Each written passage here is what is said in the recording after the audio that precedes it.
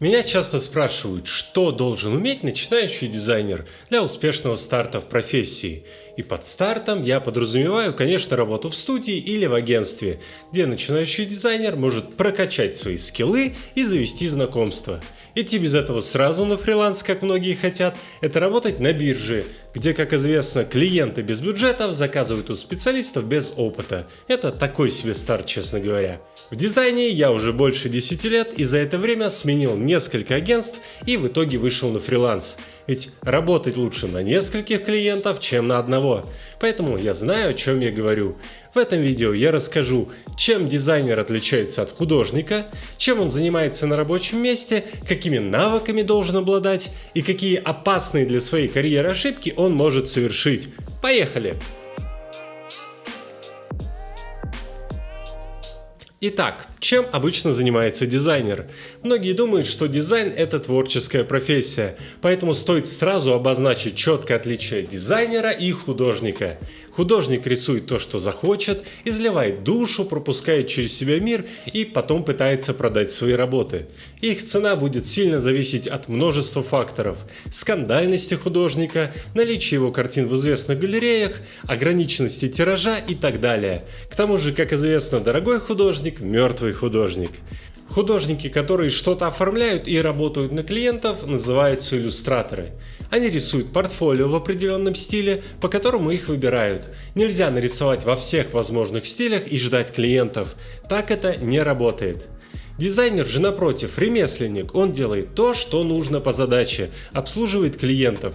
И в отличие от иллюстраторов, он может легко работать в разных стилях и на разных клиентов.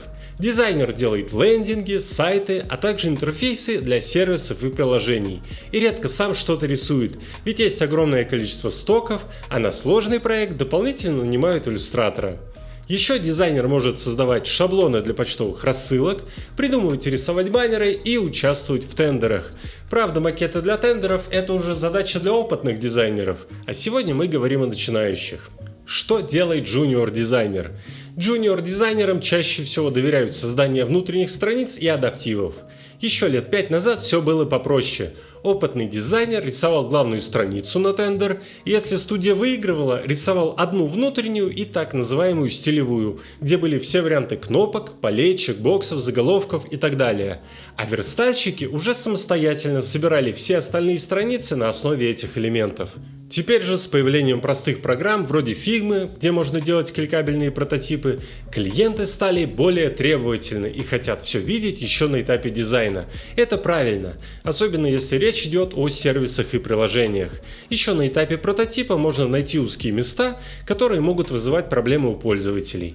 Я уже не говорю об огромном количестве устройств, с которых мы смотрим сайты. Для дорогого сайта делается от 3 до 5 адаптивов на каждую страницу. А раз макетов стало больше, то нужно больше и дизайнеров, что и вызвало огромный спрос на начинающих специалистов, то есть джуниоров. Они нужны буквально всем, даже если нет опубликованных вакансий. Студии хватаются за любого адекватного специалиста.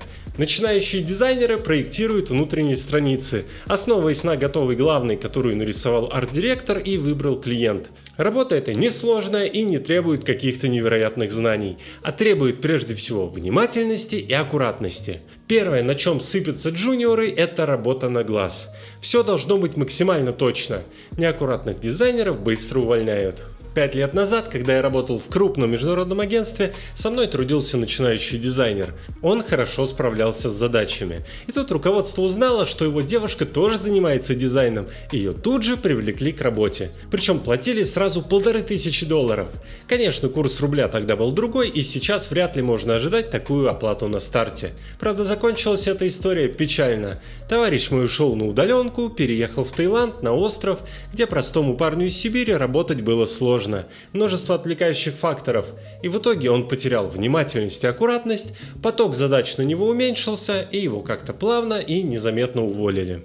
Что должен уметь джуниор-дизайнер? Прежде всего, быстро учиться. Пара слов про курсы. Не верьте тем, кто обещает трудоустройство всем ученикам. Такого не бывает. Предложение одной из самых честных школ выглядит так. На потоке чуть больше 30 человек, и из них до диплома допустят только 11. Из них 10 точно трудоустроят в компании вроде Тинькова и Сбера. Для лучших учеников есть бесплатные места. Конкурс по трудоустройству 3 к 1. Вот так выглядит честное обещание.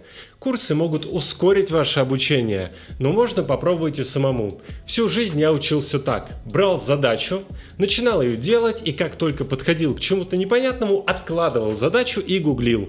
Естественно, первое желание, когда все горит, это сделать задачу хоть как-нибудь, а поучиться потом, когда будет время. У меня это так не работает. Когда нет задач, а это бывает достаточно редко, я предпочитаю немного отдохнуть.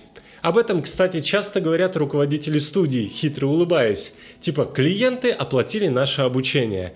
Так вот, лучше в какой-то день поменьше поспать, но изучить новые инструменты, сделать себе шаблоны на будущее, ну и так далее, чем откладывать обучение. Лучшего времени не будет.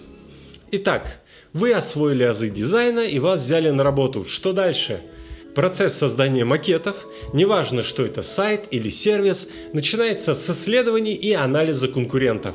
Обычно этим занимается UX-дизайнер или даже копирайтер. Дальше задача должна переходить UI-дизайнеру, но в большинстве компаний нет такого строгого деления. Самый опытный дизайнер или арт-директор рисует главную, и если загруженность ему не позволяет продолжить задачу, он передает ее джуниорам. А если страниц реально много, часть могут аутсорсить в региональной студии, а джуниор уже будет собирать все вместе и следить за качеством. Уже на этом этапе хорошо бы подружиться с верстальщиками и обсуждать с ними, что можно сделать, а что нельзя, чтобы примерно понимать процесс верстки макетов. Теперь немного про ошибки, ведь устроиться на работу мало, надо на ней еще удержаться. Первая и самая неприятная ошибка – это излишнее рвение. У меня как было, свою первую работу я искал пару месяцев.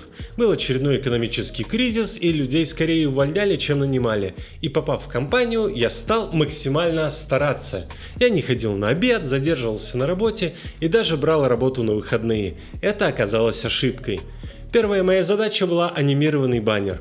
Я его начал делать в пятницу и очень обрадовался, ведь на выходных можно было поработать и показать себя. Я взял задачу на дом и предвкушал, как в понедельник все оценят мою работу. Но в итоге я даже не успел ее показать. В понедельник задача изменилась, и то, что я делал, никому не понадобилось. Такие ситуации накапливаются, и это идет к снижению мотивации, апатии и выгоранию.